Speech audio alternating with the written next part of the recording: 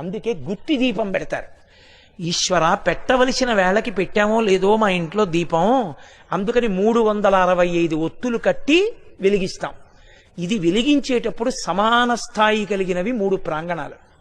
1 దేవాలయం, 2 నదీ తీరం, 3 మఠం.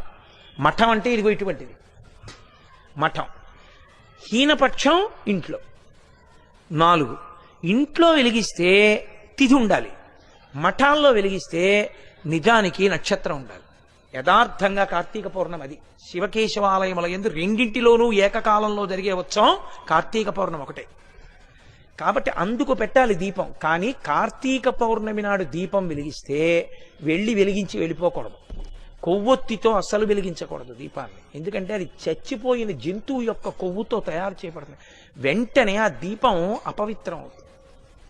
కాబట్టి కొవ్వొత్తులతో వెలిగించకూడదు, అగ్గిపుల్లతో వెలిగించకూడదు.